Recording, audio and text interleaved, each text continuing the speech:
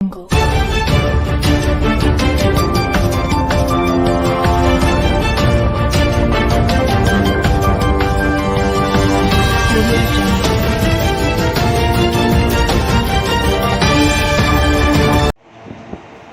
పెమ్మసాని, జై జై పెమ్మసాని, జై పెమ్మసాని, జై జై పెమ్మసాని.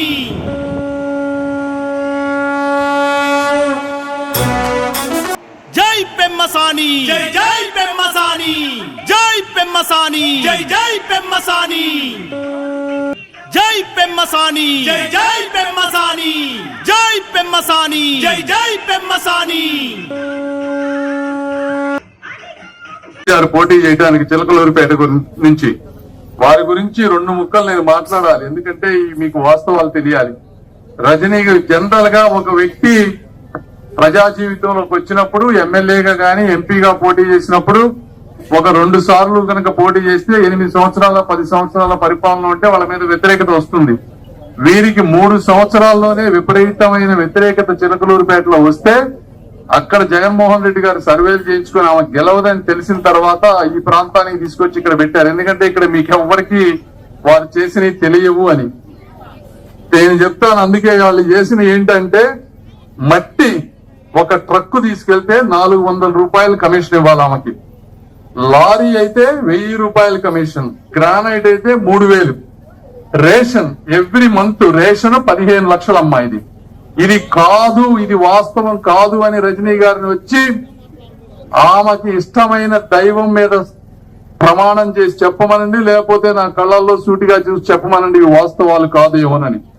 రేషన్ కి 15 లక్షలు, కేబుల్ టీవీకి 7.5 లక్షలు పర్ మంత్. ఇవన్నీ చిలకలూరిపేట నుంచి తెప్పించినటువంటి వాస్తవాలు.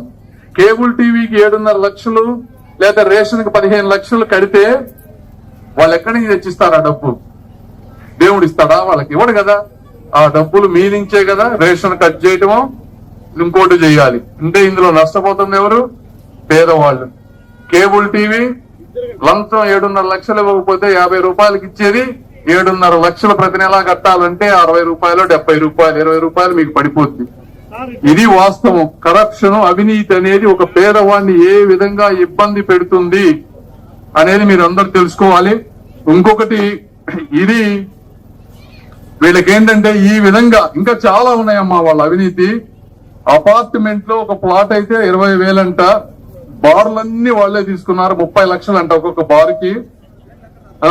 తర్వాత సబ్ స్టేషన్ పోస్ట్, ఏ పోస్ట్ ఇవ్వాలన్నా 5 లక్షలు. మున్సిపాలిటీ కాంప్లెక్స్ లో షాపులు ఉంటాయి పేదవాళ్ళకి ఇచ్చే, ప్రతి 5 సంవత్సరాలకు ఒకసారి ఆ షాపులు ఇస్తారు. ఆ షాపు 5,000 మారినప్పుడు 5 నుంచి 6 లక్షలు వసూలు చేశారంటే 1,50,00,000 రూపాయలు పేదవాళ్ళు 5 సంవత్సరాలకు ఒకసారి షాపు రెన్యూ చేసుకుంటే సంపాదించారు.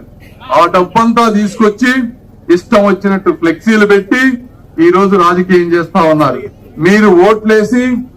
మీరు ఓట్లేసి గెలిపిస్తే పొరపాటునామని. దీనికి అర్థం ఏంటంటే ఎక్కడైనా మనం దోచుకుంటే ఆ డబ్బు పెట్టి మళ్ళీ రాజకీయం చేసి మళ్ళీ గెలవచ్చు.